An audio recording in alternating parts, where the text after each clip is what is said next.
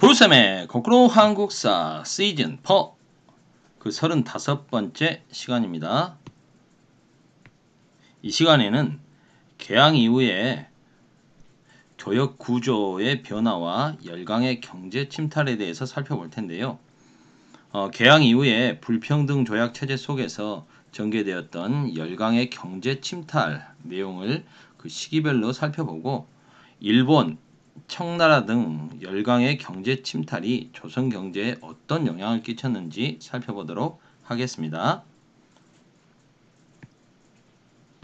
1876년 강화도 제약을 맺고 나서 일본은 이제 조선에 진출하지 않습니까? 그 뒤에 강화도 제약의 부산 이외에 2개 항구를 개항하도록 했는데 이제 그 개항장이 처음에는 부산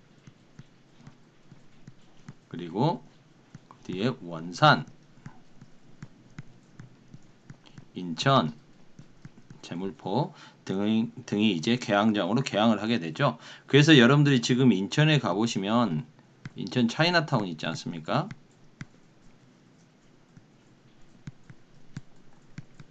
짜장면의 원조 그 차이나타운이 만들어진 그곳이 바로 그 청나라와 일본인들이 들어와 살던 조개지. 그 사람들이 와서 살던 조개였습니다. 거류지였다는 거죠.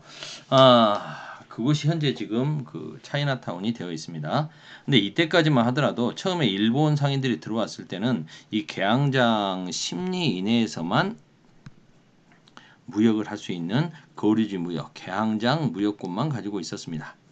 그렇다면 새로운 서양의 문물 등이 이제 개항장에 풀리면 그걸 조선인 상인들이 객주라든가 이런 조선인 중간 상인들이 그걸 사와서 내륙에 갖다 팔겠죠. 그래서 외국 상인들을 대상으로 매매를 주선하는 객주 그리고 또 이걸 내지에 갖다 팔게 되는 조선 상인들이 중간 상인들이 나름 성장을 했습니다. 일부 부를 축적하기도 하죠.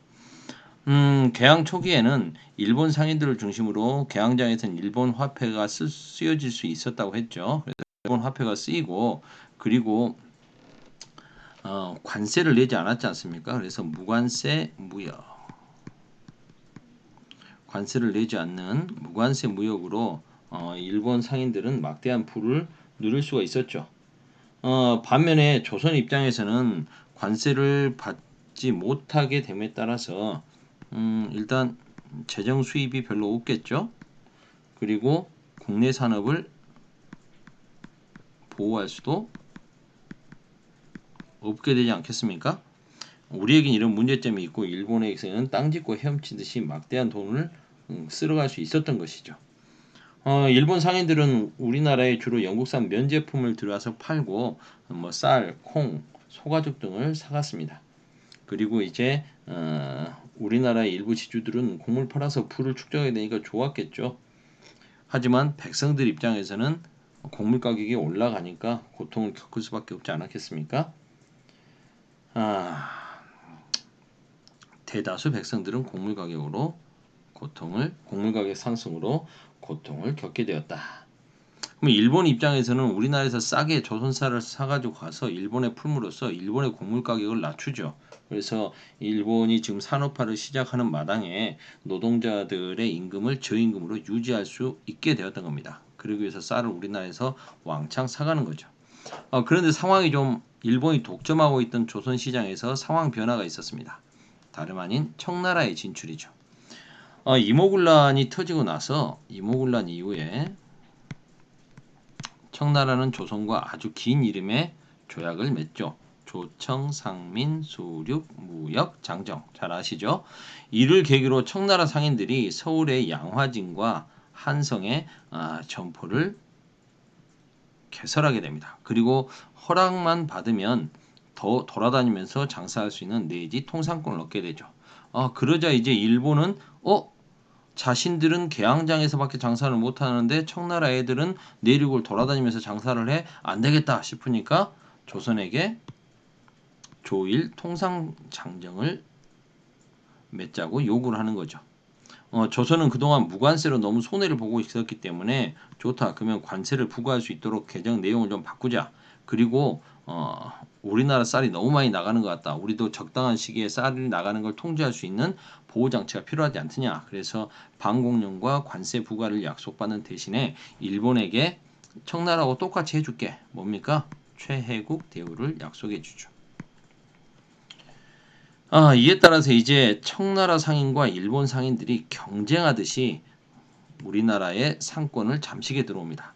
특히 가장 큰 시장인 서울에서 그들의 경쟁이 치열해지겠죠. 그러면 그동안 서울의 상권을 장악하고 있었던 조선의 시전 상인들과 그리고 개항장, 거류지 무역만 허락됐을 때 그들과 매매를 중개하면서 중간에서 돈을 벌었던 조선인 상인들, 개항장의 객주들 이런 사람들은 크게 타격을 입게 되겠죠. 그런데 여기서 일본이 이제 더 속상한 내용이 뭐였냐면 청나라는 자신들 나라에 있는 뭐 홍콩이라든가 상하이, 특히 상하이 이런 데서 영국산 그 면제품을 바로 사가지고 조선에 오는데 일본은 그걸 사서 일본으로 거쳐가지고 또 오다 보니까 중간 단계 중간 상인을 몇 번 더 거치잖아요. 가격이 올라가겠죠.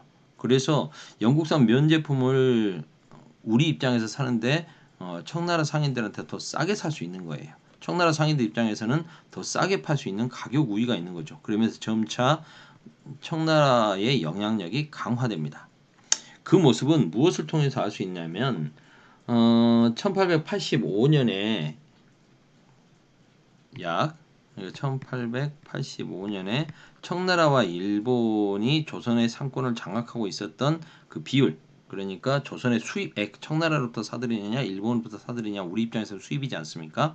이게 거의 19대 81 거의 2대 8이었다면 이게 1894년 청일전쟁이 일어나기 직전이었던 1893년이 되면 거의 49대 51 거의 비슷해집니다. 일본 입장에서는 그러면 조선에 대한 시장 독점권이 그만큼 떨어지는 거죠. 어떻게 하든 이걸 만회할 필요가 있었겠죠. 정치, 경제적 이유 때문에 청일전쟁은 일어난 겁니다. 단순하게 정치적 이유 때문만이 아니고 경제적인 이유도 있었다는 거죠. 일본 입장에서는. 자, 우리나라의 이익권이 열강들에게 계속 넘어가게 되는 계기. 제국주의 열강이 경쟁적으로 우리나라의 이권을 침탈했던 계기. 바로 아관파천이죠. 을미사변 이후에 신변의 불안을 느꼈던 고종이 아라사 공사관, 러시아 공사관으로 옮기면서 이제 거기서 안전을 보장받는 대신에 열강에게 이권을 많이 넘겨준 거 아니겠습니까?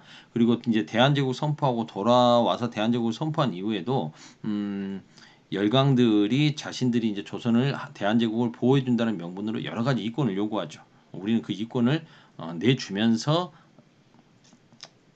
나름 대한제국의 식산흥업정책, 광무개혁을 추진하기도 하고 광무개혁을 추진할 수 있는 자금을 마련하기도 하고 그리고 정치적으로 보호를 받기도 했던 거죠.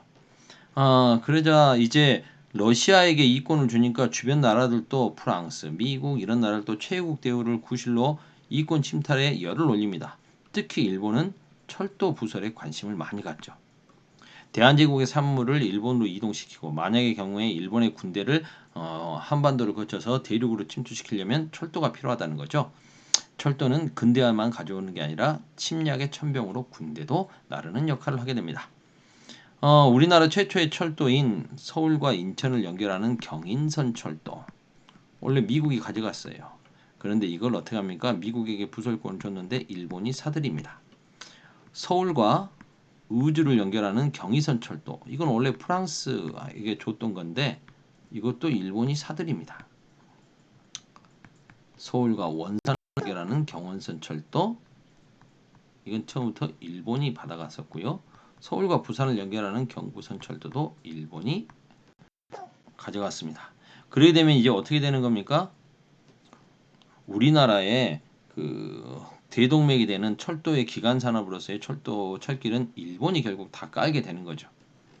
일본이 철도를 장악한 겁니다. 일본은 대한제국의 금융과 재정도 장악을 합니다. 가장 결정적인 게 화폐 정리 사업이죠.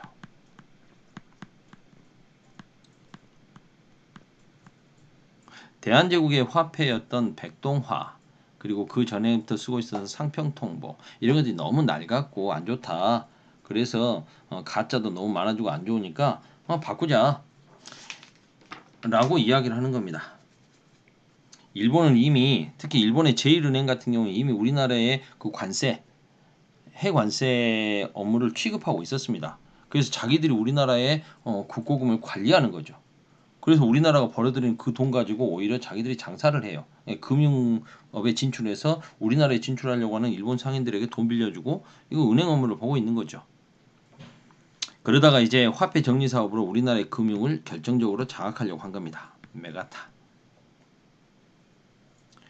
우리나라의 구화폐와 백동화를 일본 제1은행권으로 바꿔준다고 하면서 그 값어치를 인정 안 해주는 거죠. 백동화를 갑, 을, 병, 정 이런 식으로 레벨을 정하고 상태에 따라서 제일 깨끗한 건 2분의 1만 쳐주고, 갑은 2분의 1만 쳐주고, 을은 5분의 1만 쳐주고, 병종부터는 아예 취급을 안 해버립니다.